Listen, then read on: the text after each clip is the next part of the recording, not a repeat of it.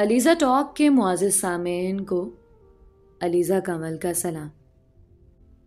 दोस्तों, अधूरे इश्क के बारे में आपने बहुत कहानियां सुनी होगी।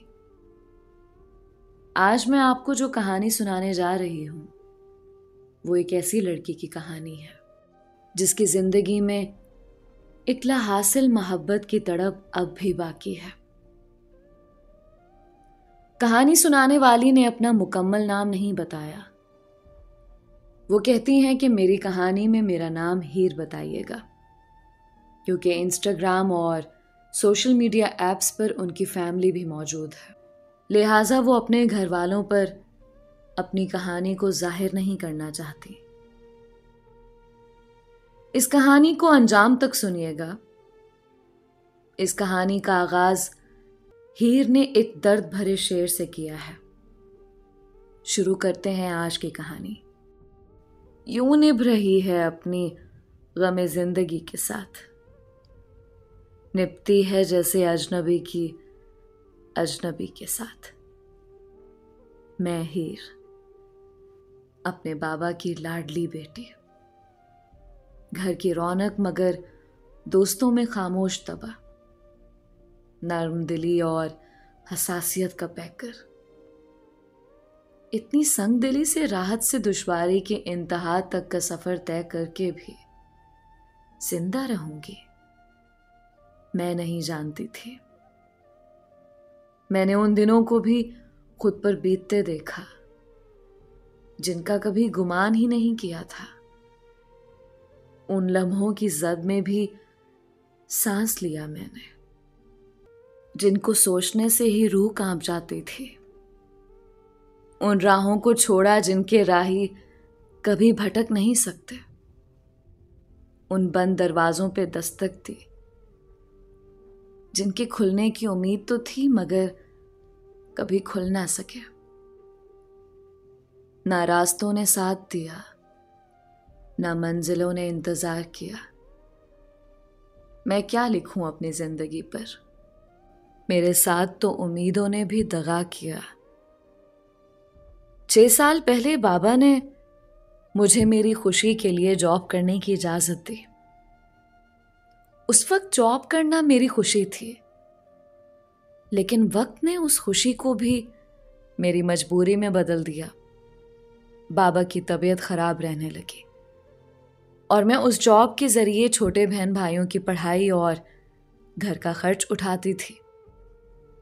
ये जॉब एक तरफ तो मेरा रोजगार थी, मगर दूसरी तरफ कहीं किस्मत के धागे बुनने का काम भी कर रही थी, और धागे भी वो जो सदा उलझे ही रहे और कभी सुलझ ना सके।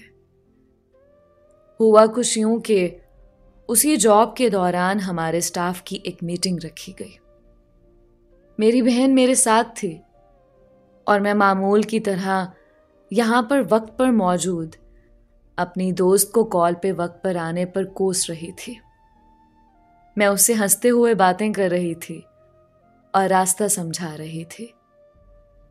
मेरे बालों की लटें हवा में उड़ते हुए चेहरे पर आ रही थीं और मैं एक हाथ में मोबाइल पकड़े हुए दूसरे हाथ से बाल समेटते हुए अपने इर्द गिर्द से बेखबर होकर इस बात से ना आशना थी कि कोई मुसलसल मुझे देख रहा है और मेरी जानिब देखते हुए अपने दोस्त को ये अल्फाज भी कह चुका है कि बस ये चांद सा मुखड़ा चाहिए। उस मीटिंग के दौरान सबने अपना तारुफ करवाया और एक दूसरे के बारे में जाना।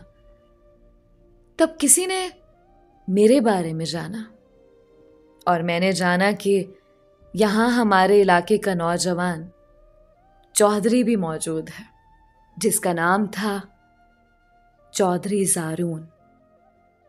नाम सुनने में भी अच्छा लगा था, लेकिन तब तक मेरा नाम से कोई काम नहीं था, इसलिए मैंने उस पर ज्यादा तवज्जो ना दी।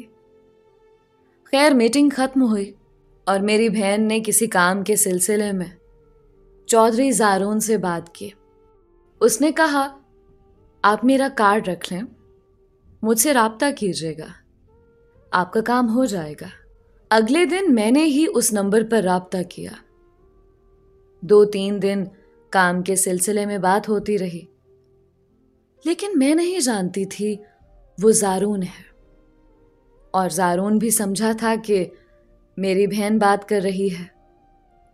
काम के बाद ज़रा बातचीत बढ़ी, खुल के तारुफ हुआ तो हम दोनों ने जाना कि असल में हम वही हैं जिनकी कहानी किस्मत लिख चुकी है। वाकफियत बढ़ी तो उसने मुझसे इजहार मोहब्बत किया। मैंने इनकार कर दिया। उसके बाद 4-5 बार हम दोबारा किसी ना किसी मीटिंग में मिलते रहे।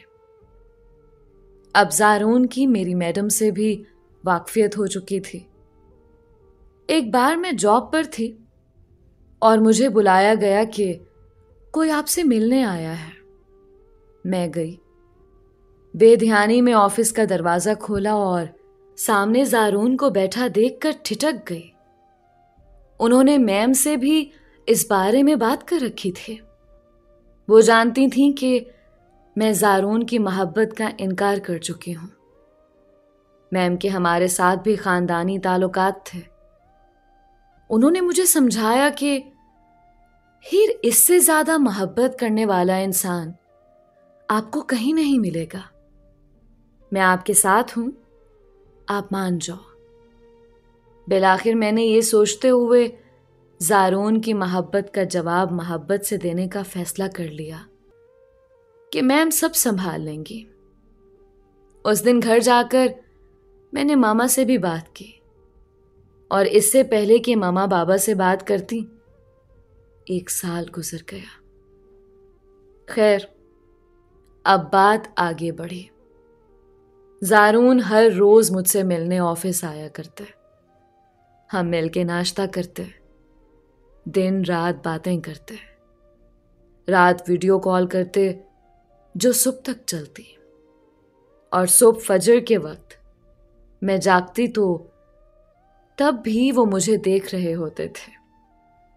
नींद से बेदार होते ही पहली आवाज कान में पड़ती, उठ गई मेरी जान। हर रोज तैयार होकर मैं ज़ारून को तस्वीर भेजती। अगर कभी लड़ाई हो जाती तो उसी दिन हम एक दूसरे को मना लेते। अगर ना मनाते तो मुझे बुखार हो जाता। वो मेरा हर तरह से ख्याल करते। उन्होंने मुझे सारा शहर घुमाया। शहर का हर रास्ता मुझे ज़ारून ने ही दिखाया, जो मुझे आज तक याद है। लोग हमारी मोहब्बत की मिसालें दिया करते। हर देखने वाला कहता कि हम दोनों एक साथ बहुत अच्छे लगते हैं। ऐसे ही 4 साल गुजर गए। दरअसल ज़ारून की अम्मी नहीं थी और उसके बाबा की तबीयत खराब रहने लगी थी, जिस वजह से वो चाहते थे कि उसकी शादी हो जाए। घर में शादी की बात होते ही ज़ारून ने मेरी मामा को शादी का कहा। मामा ने बताया कि बाबा नहीं माने। उसने मामा की मिन्नतें की, हाथ जोड़े और इल्तिजा की कि अंकल को शादी के लिए राजी करें। ज़ारून मेरी पहली और आखिरी मोहब्बत था। उसको हासिल करना सिर्फ मेरी जिंदगी का मकसद ही नहीं था, बल्कि उस वक्त वो मेरी रूह की जरूरत भी बन गया था। उसने मुझे घर से भागने का कहा।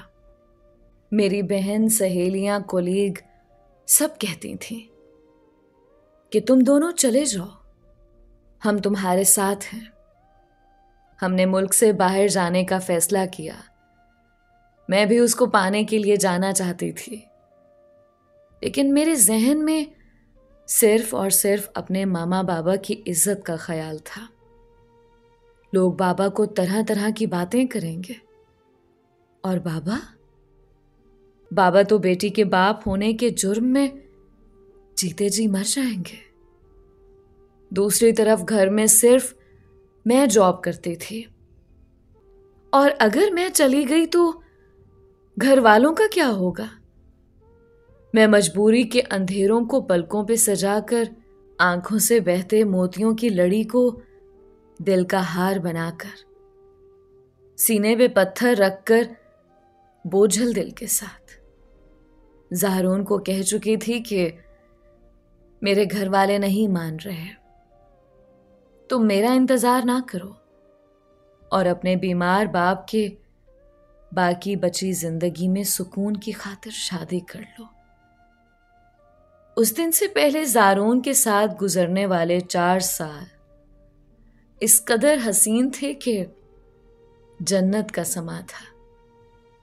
मैं गमो दुख का नाम तक नहीं जानती थी, लेकिन जब मैंने उसको शादी करने का कहा तब जाना कि जिंदगी का दूसरा रुख भी है जो बहुत भयानक है, जिसमें बेबसी, मजबूरी और अजियत इस तरह हवा के एक ही झोंके में इंसान पे तीरों से वार करते हैं कि पीछे समंदर और आगे दरिया होता है और इंसान तैरना तक नहीं जानता।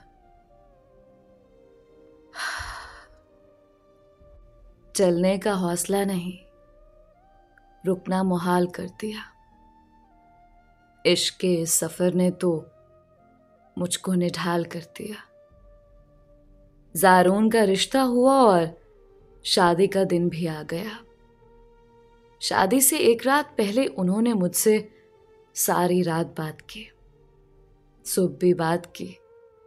बात किए हुए 2 घंटे गुजर गए थे तो मैंने जॉब के दौरान उनको कॉल की। कहाँ हो? मैरिज हॉल के बाहर। अंदर जाने लगा हूं। ये आवाज सुननी थी कि जब्त खत्म हुआ। यूं लगा कि मेरे पैर जमीन में धंस रहे हैं। दिल खून के आंसू रोया। मैं वहीं रोना शुरू हो गई। 1 हफ्ता रोती रही। खाना पीना छोड़ दिया। दुनिया की रंगीनियां बुरी लगने लगी। रोशनियों से नफरत हो गई। मेरे जहन में ये सवाल था कि क्यों, आखिर क्यों? कुदरत हमें मिलवाती ही क्यों है अगर हम एक नहीं हो सकते? हम अजनबी ही होते तो आज यूं ना रोते। मैं अल्लाह से रो रो के दुआएं करती कि ऐ अल्लाह मुझे सब्र दे, मैं उसके बगैर नहीं रह सकती। तू ही कोई मुआवजा कर दे कि वो मुझे मिल जाए। मैंने 2-3 बार खुदकुशी की कोशिश भी की, लेकिन फिर पहला ख्याल मामा बाबा का आता था कि उनका क्या कसूर, वो क्यों दुनिया की बातें सुनेंगे, क्यों वो बेटी की मोहब्बत की वजह से जलील हो। मैं उसको भुलाने की लाख वजह ढूंढती कि कोई ऐसी बात मिल जाए जिसको सोचकर मैं उसको दिल में बुरा जानूं और उसको भूल जाऊं, मगर लाख सोचने पर भी ऐसा कुछ याद ना आता। फिर मैं सोचती कि काश मैंने कभी उसको कहा होता कि अजीज उतना ही रखो कि जी संभल जाए, अब इस कदर भी ना चाहो कि दम निकल जाए। लेकिन अब सब बेसूद था। अब वक्त गुजर चुका था। वो मेरी रूह में शामिल हो चुका था।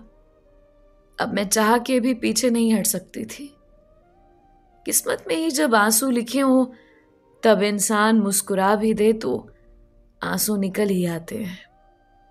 लेकिन यहां किस्मत में आंसू नहीं, झरना लिखा था जिसका काम ही बहना होता है। मेरी बहन ज़ारून से राब्ते में थी। वो उससे बात करते, उसको कहते मेरी हीर का ख्याल रखना। कभी कभार मुझसे भी बात हो जाती। एक दिन मैं मगरिब की आजान के वक्त अकेली छत पे जाकर रो रही थी। बहुत ज्यादा रो रही थी और इतना रोना चाहती थी कि उसकी याद में रूह जिस्म से जुदा हो जाए। घर वाले सब बहुत परेशान थे। मेरी बहन ने उसको कॉल की और बताया कि हीर बहुत रो रही है और मामा बाबा बहुत परेशान हैं, आप उसको समझाएं। ज़ारून ने मुझसे बात की, मुझे बहुत समझाया, कहा कि अपने ऊपर जुल्म ना करो, मैं आपके साथ हूं, रोना बंद करो, नीचे जाओ, सबके साथ मिलकर बैठो। लेकिन मुझे किसी भी बात से सब्र ना आता था। मैं थी कि ज़ारून को पाने के अलावा कोई बात नहीं सुनना चाहती थी।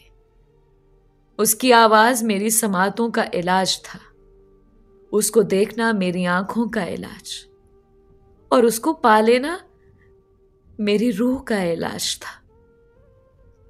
यही मेरे कल्बो जान का सुकून था।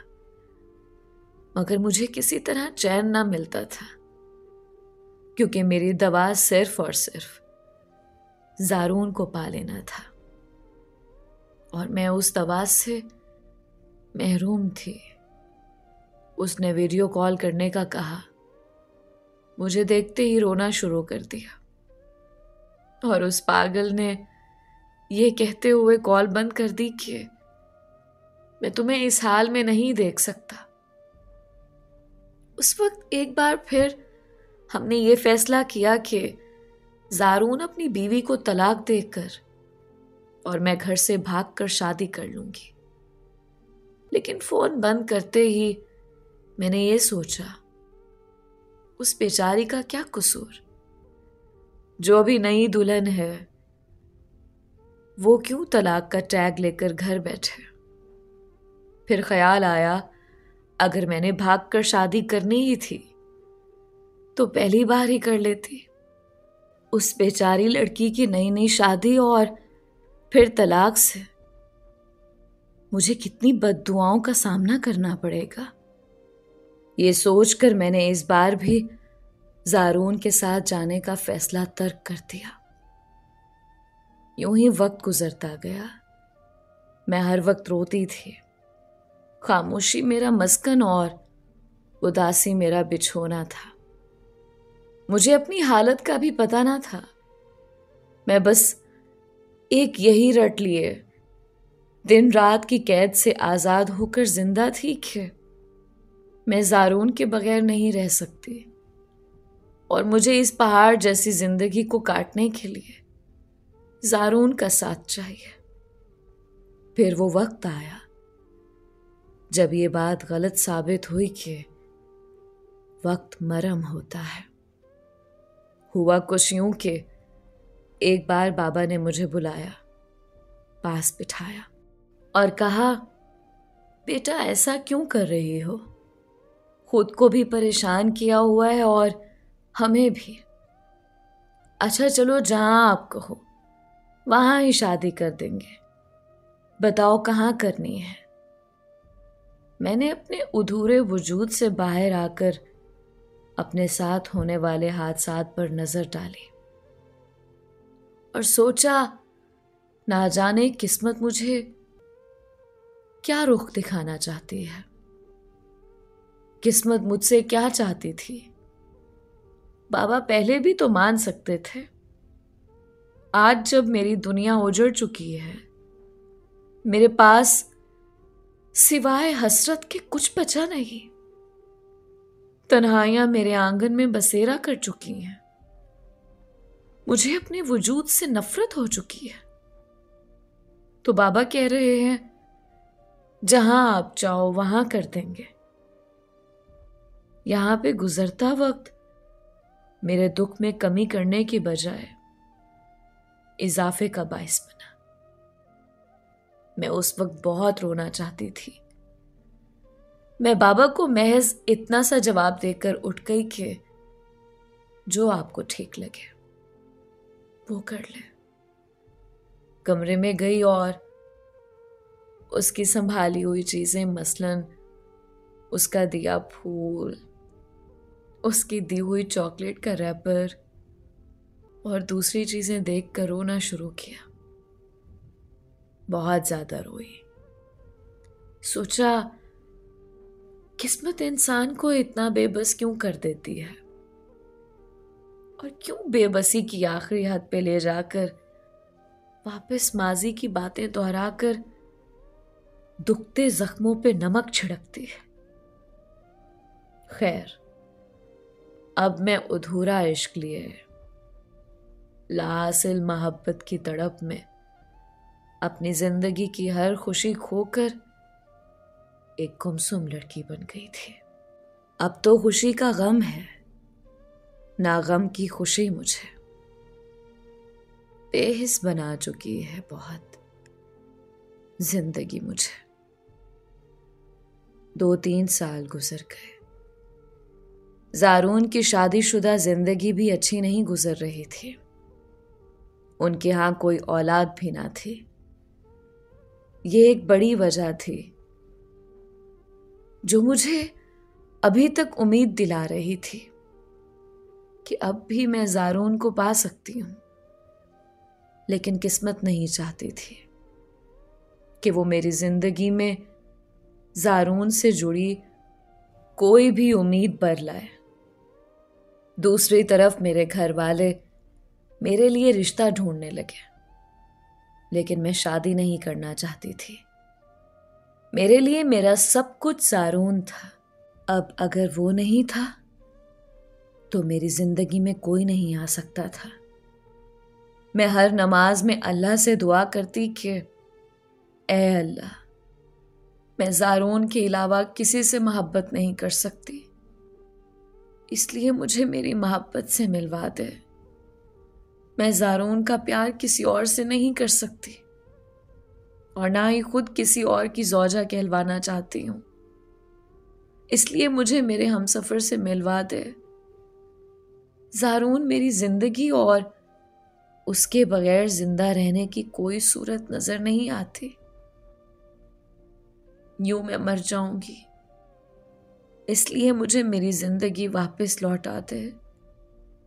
मैं उसको पाने के लिए इबादत की रातों में जागा करती, उसके लिए दुआएं करती कि काश कोई मुआवजा हो जाए। रोजे रखती, मन्नतें मांगती, मगर सब कुछ बेसूद रहा।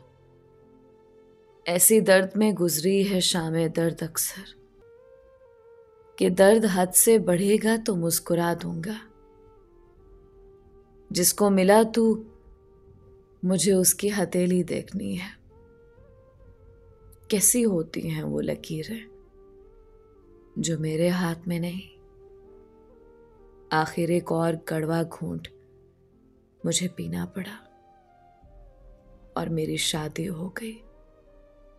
शादी की रात मेरे लिए ऐसी थी जैसे कोई कयामत का हौलनाक मंजर देख रही हूं मैं, और उसके बाद अपने होश खो बैठूंगी और मर जाऊंगी।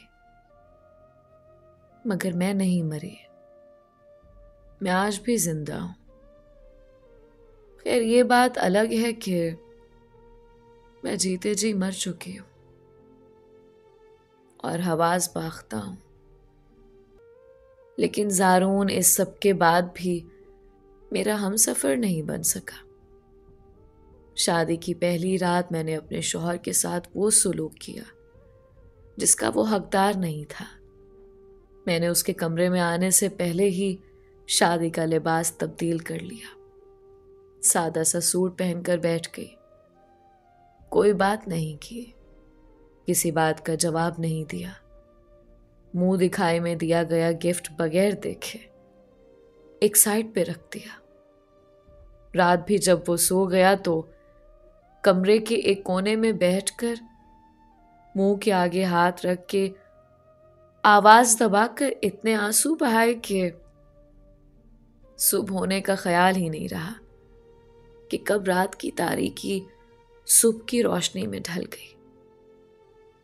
यूं ही वक्त गुजरता गया, लेकिन उसने मेरा ख्याल रखने में कभी कोई कमी नहीं की। मुझे अपनी जॉब से वक्त निकाल के मेरे लिए 3 टाइम खाना लेके आता, मुझे बहुत प्यार से रखता, लेकिन मैं हमेशा इग्नोर करती आई। एक दिन उसने मुझे पास बिठाकर कहा, हीर, मैं तुम्हारा शौहर हूं, तुम मेरी बीवी हो। देखो ऐसा कब तक चलेगा हमारे दरमियान। मैं जानता हूं तुम्हारे साथ जो भी हुआ, लेकिन मैं चाहता हूं तुम्हें इतना प्यार दूं कि तुम वापस जिंदगी की तरफ लौट आओ, सारे दुख भूल जाओ और मेरे साथ हंसी खुशी जिंदगी गुजारो। आज जारून की एनिवर्सरी है। मेरे पास अभी तक उसका नंबर है, ताकि जब चाहूं उसको कॉल कर लूं। किसी वजह से परेशान हूं तो उससे बात कर लूं। और आज मैं उसको कांपते हाथों, बोझल दिल और आंखों में आंसुओं के साथ उसकी एनिवर्सरी विश कर रही हूं। और आज ही के दिन दुनिया को हमारी मोहब्बत की कहानी सुना रही हूं। मेरे जहन में उसकी तस्वीर है और दिल में ये दुआ है कि ऐ अल्लाह, तू कयामत के दिन हमें जरूर मिलवाना। हम दुनिया में नहीं मिल सके, मगर आखिरत में जरूर हम साथ हो। आमीन। मेरे दिल में जारून के लिए ये लामहदूद और लाहासिल मोहब्बत का शोला भड़कता ही रहेगा। हम तो समझे थे एक जख्म है भर जाएगा, क्या खबर थी कि रगे जान में बस जाएगा। हमें तो यकीन था कि लौट कर आएगा एक दिन, क्या खबर थी कि सारी उम्र का इंतजार बेकार जाएगा। दोस्तों, ये थी हीर की लाहासिल मोहब्बत की दुख भरी कहानी। अपनी राय का इजहार कमेंट्स में ज़रूर किया करें। मिलते हैं एक नई कहानी के साथ। तब तक के लिए अलीज़ा कंवल को इजाज़त दीजिए। अल्लाह आपका हामी और नासिर रहे।